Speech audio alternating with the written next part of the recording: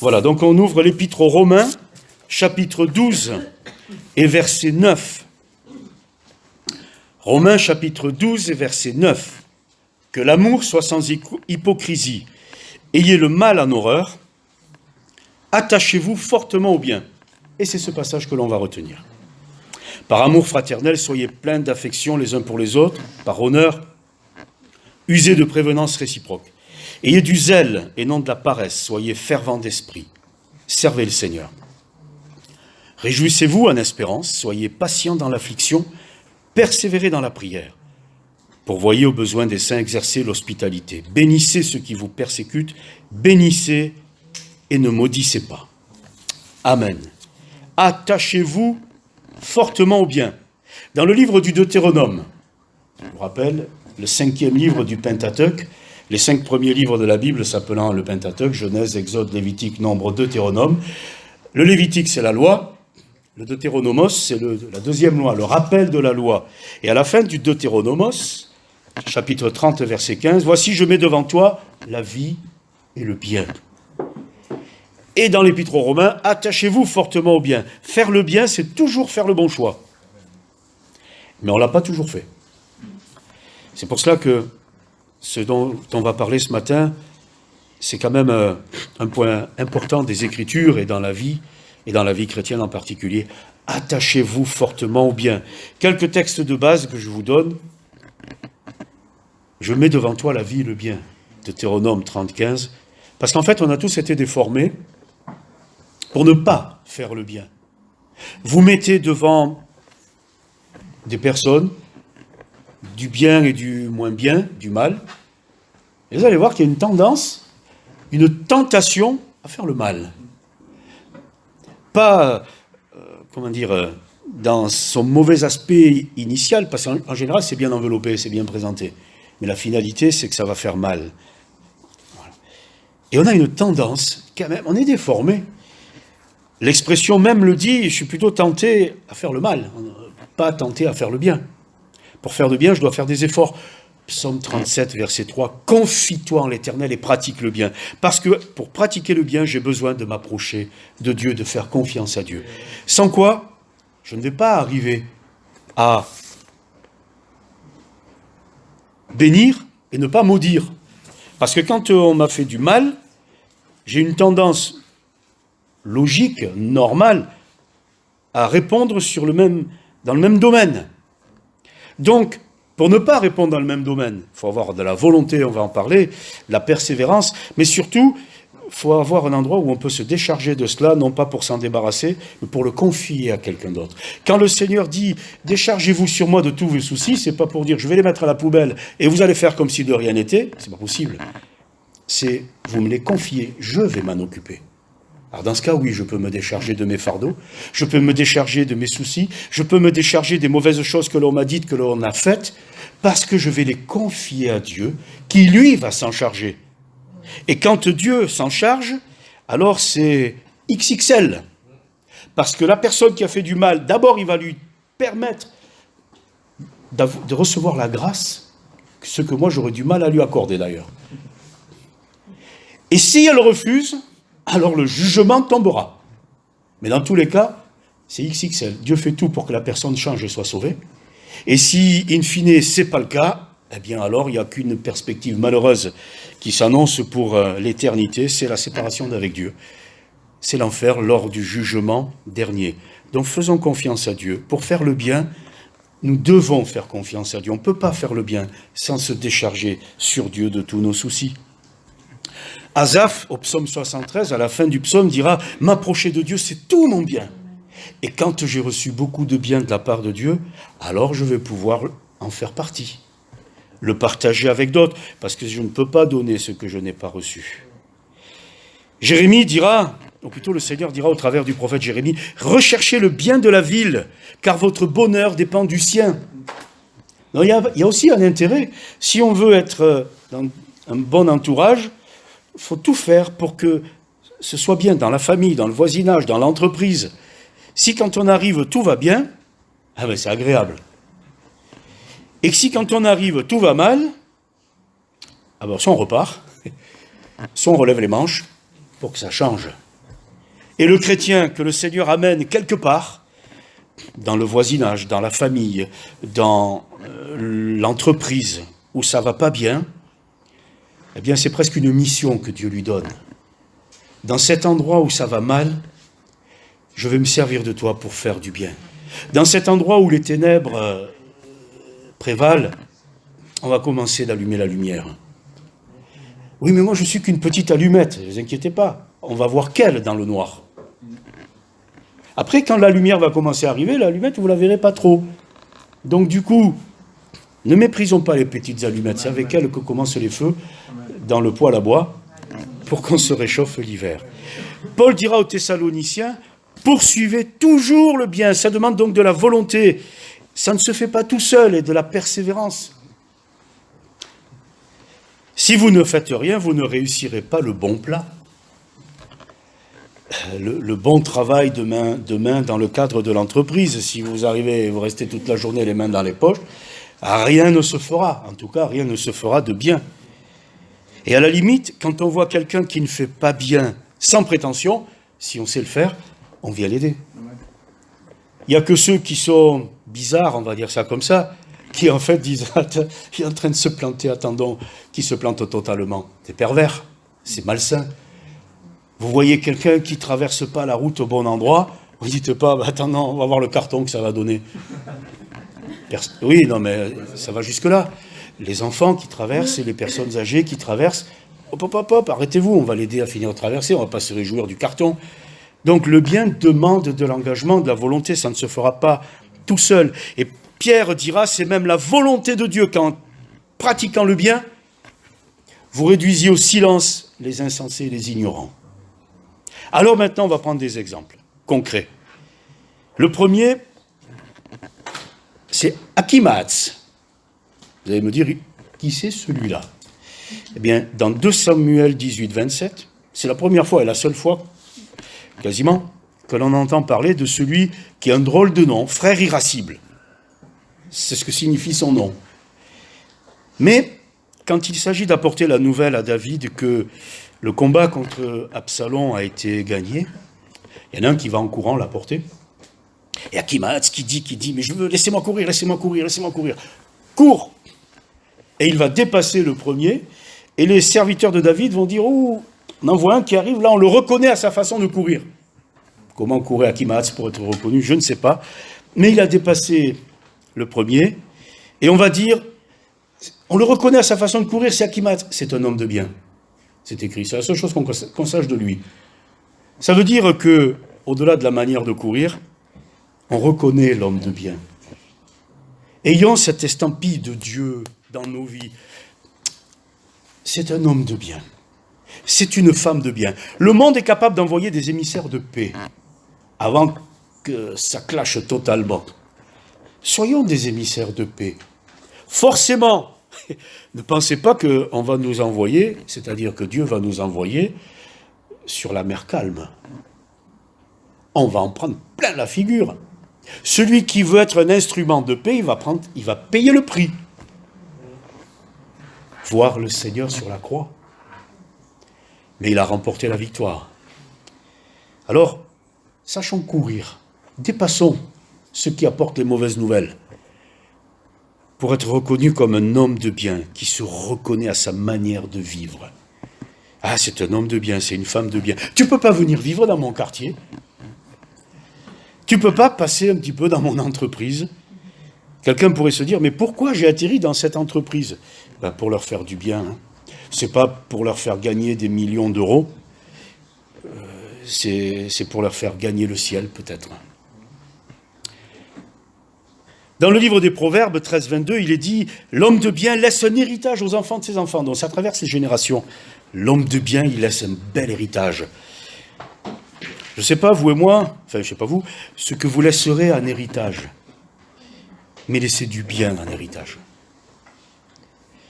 Après, s'il y a des biens matériels ou autres, c'est pas plus mal, mais s'il n'y en a pas, qu'il y ait ce fond-là. Élisée, pour les biens matériels, les a refusés.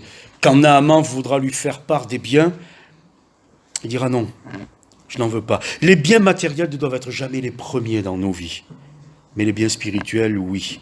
D'ailleurs, Paul ira au bout de la logique chez les Corinthiens, 2 Corinthiens 12, 14. Il dira, c'est pas vos biens que je cherche, puisqu'on y est, c'est vous. Les biens matériels, Paul n'en a que faire. Je sais vivre dans l'abondance, je sais vivre dans la disette, je sais vivre quand tout va bien, je sais vivre quand tout va mal. Ce que je cherche, c'est vous. Soyons de ceux qui veulent gagner les cœurs, et gagner les âmes, et gagner la confiance. Comme disait Nabil tout à l'heure concernant un passage du verset, c'est autre chose qui cette semaine m'a interpellé. Il n'avait ni beauté ni éclat pour attirer nos regards, rien pour nous plaire. Je me suis dit, mais Seigneur, ça veut dire que sur toi, il n'y en a pas un qui aurait tourné les yeux. Vous en connaissez des gens comme ça, qui n'attirent même pas le regard? Eh bien, quand vous le regardez, dites-vous, le Seigneur était comme lui. Celui dont on a dit, il n'avait rien pour attirer les regards.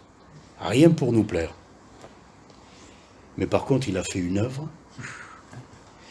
Alors maintenant, on va prendre et terminer avec d'autres exemples. David est un homme qui fait du bien. C'est Saül qui dira, tu m'as fait du bien, moi je t'ai fait du mal. Le piège, c'est de faire du mal. Ne tombons pas dans le piège. Faisons du bien. C'est pas étonnant que David fasse du bien. Il y a quand même une génétique dans l'histoire. Son arrière-arrière-grand-mère, qui s'appelait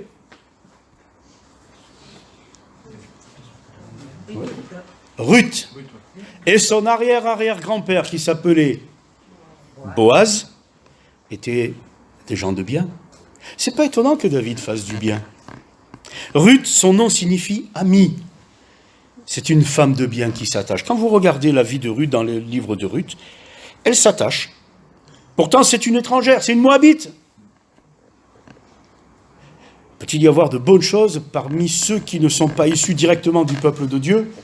Avec la grâce de Dieu, oui. Vous et moi, on est là sans prétention pour dire on ne faisait pas partie du peuple juif, du peuple élu, mais le Seigneur a ouvert aux païens les portes de la foi.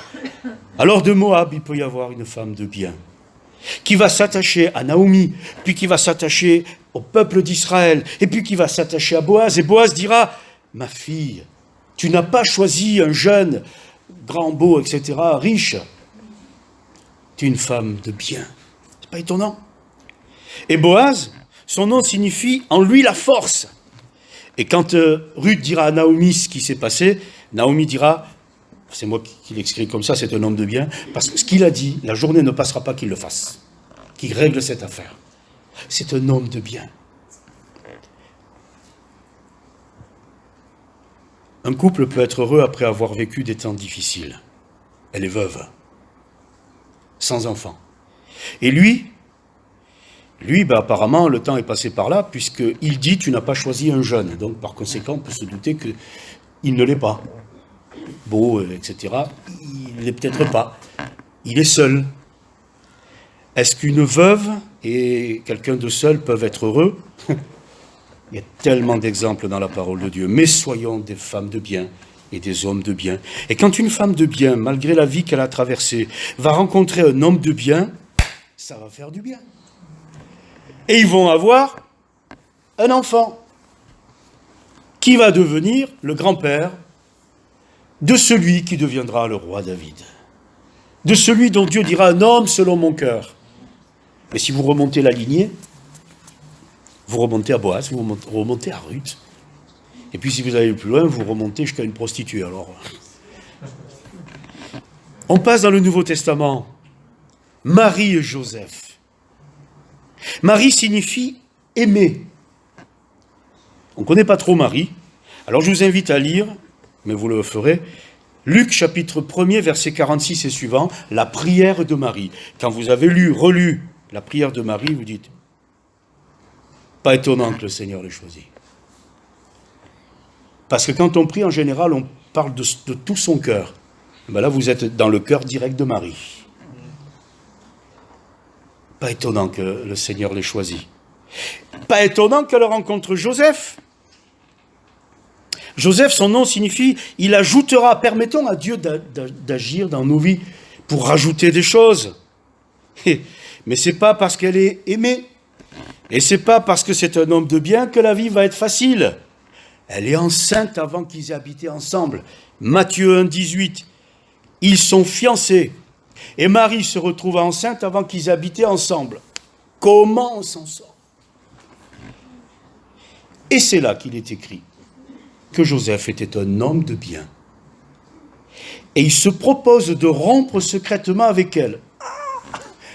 Comme je le disais tout à l'heure au premier culte, je pense que Joseph est loin devant tous les autres frères que nous sommes. Parce que dans la même situation, rompre sans faire de vagues, pas sûr. Parce que Joseph, comme tout le monde se dit, elle est enceinte, et on n'a pas habité ensemble. Et les autres vont lui dire, « Oh Joseph, comment se fait-il que Marie est enceinte ?» Elle t'aurait pas été infidèle, celle-là? Et il y en a toujours un qui va venir vous retourner le couteau dans la... Eh bien, il se propose de rompre secrètement. Mais c'est expliqué pourquoi. Parce qu'il ne veut pas la diffamer. Joseph était un homme de bien. Je pense qu'il n'y a pas beaucoup de Joseph qui se seraient proposé de rompre secrètement afin de ne pas diffamer, mais qui seraient nombreux tous ceux qui diraient à haute voix, « Vous vous rendez compte ce qu'elle a fait? Elle m'a trahi, m'a trompé !» Et les autres de dire, « Ah oui, tu as raison !» Mais c'est inadmissible. Et Marie, déconfite, qui peut expliquer à personne, parce que personne ne va la croire, mais je suis enceinte sans avoir connu d'homme. Et tu te moques de nous en plus. Seulement voilà, ce que je vous dis, c'est pas du tout ce qui s'est passé. Parce que c'était une femme de bien. Parce que c'était un homme de bien. Et une femme de bien et un homme de bien sont capables de passer les plus terribles épreuves de la vie.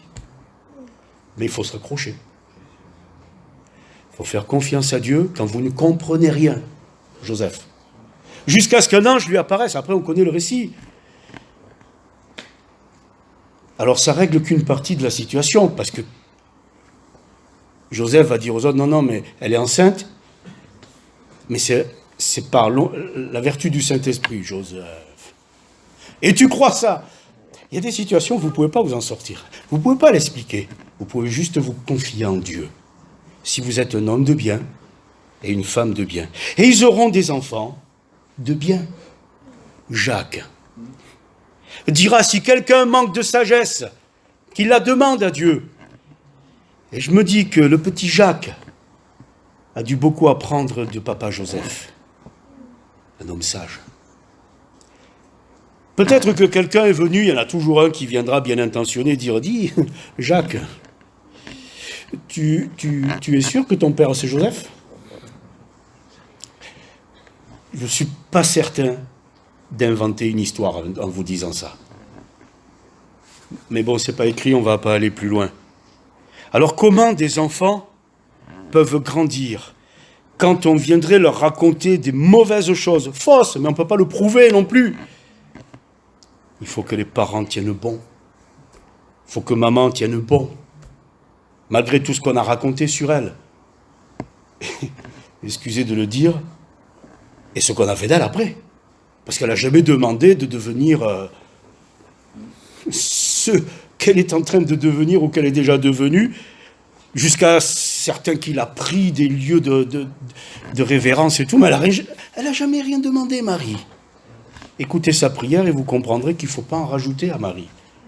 Femme simple, humble, mais une femme de bien.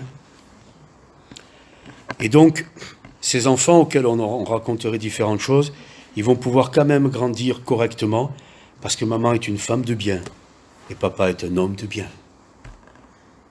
Et ça va plus loin. La prière agissante du juste, dira Jacques, à la fin de son épître, a une grande efficacité. Mais il souligne le fait juste, parce que c'est spirituel, c'est sûr, que si on s'adresse à Dieu sans être juste, il y a un défaut dans la cuirasse qui ne permet pas à Dieu de répondre à la prière et d'honorer la foi. Mais peut-être que ça relève aussi de la sagesse et de son père qui était juste. Ce dont il parle, c'est du concret pour Jacques.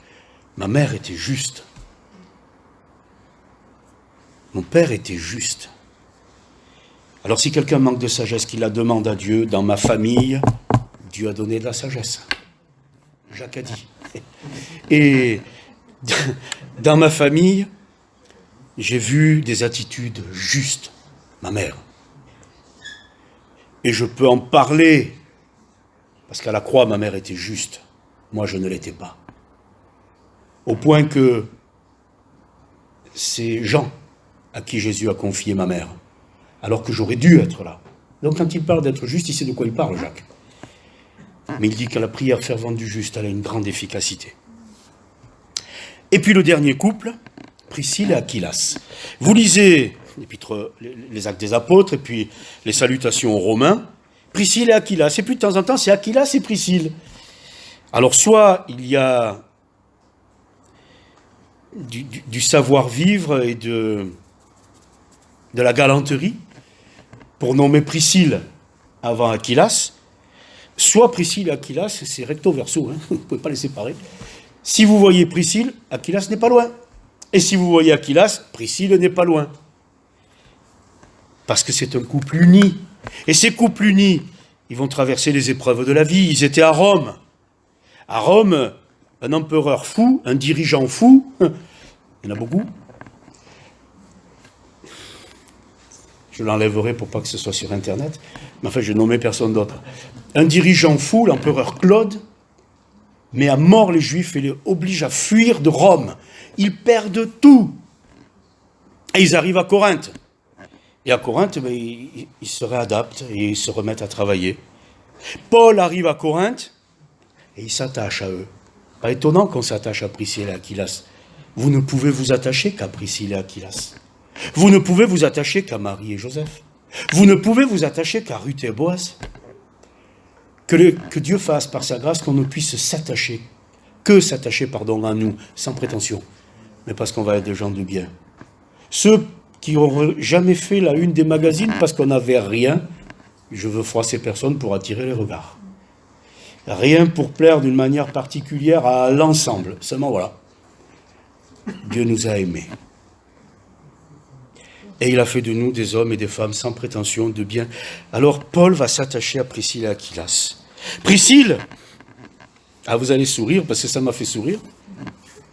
J'ai cherché la signification de son nom. Alors, sur Internet, signification étymologique, Priscille, ancien.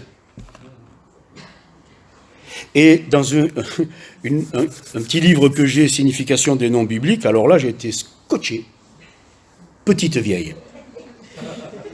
Je me suis dit, mais quels parents peuvent appeler leur fille petite vieille? Franchement, on a connu des Priscilles. Je n'aurais jamais pensé que le prénom signifie petite vieille. Alors comme j'ai plaisanté au premier culte, je vais présenter au second culte. C'est bien d'avoir des petites vieilles avec soi. C'est-à-dire des femmes de bien qui ont fait leur preuve dans le temps.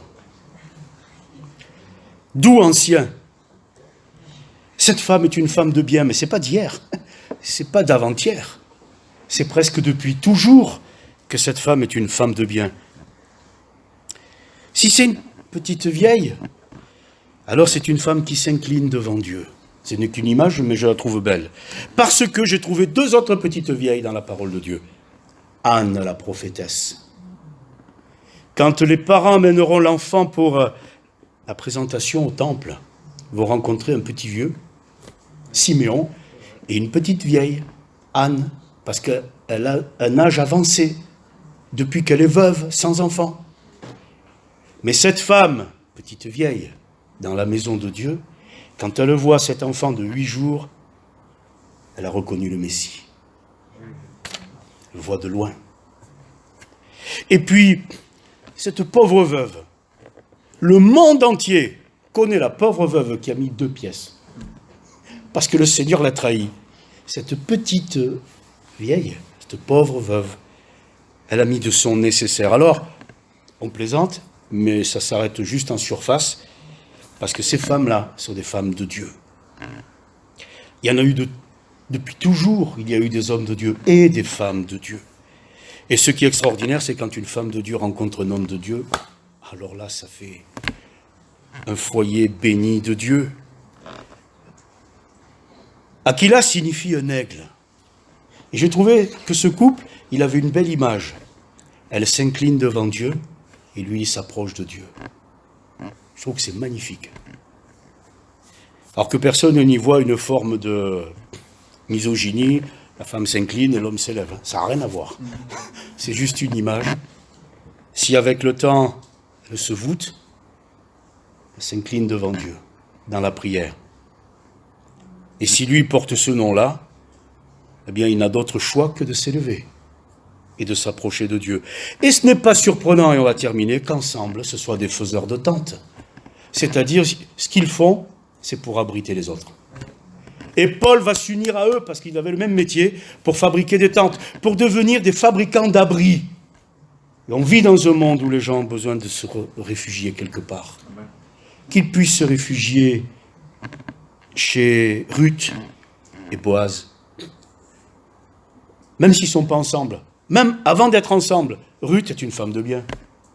Boaz est un homme de bien. Maintenant, ils sont mariés. Leur maison, c'est la maison de bien. Sans S. Hein. La maison du bien. Où on se fait du bien. On n'a pas envie de repartir. Marie et Joseph, franchement, qu'ils soient dans une étable ou dans un palais, c'est par eux que le Sauveur du monde est arrivé.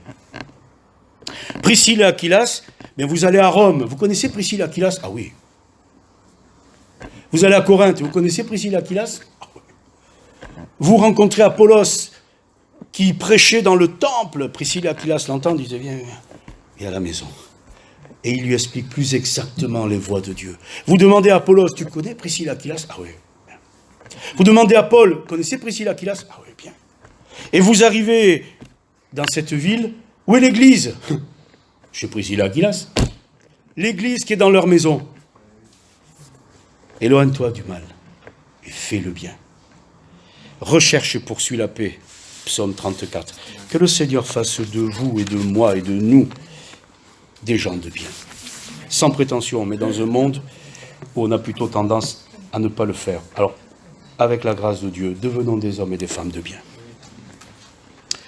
Te rendons grâce, Seigneur, parce que nous réalisons qu'en nous approchant de toi, non seulement c'est comme Asaph, c'est notre bien, c'est tout notre bien.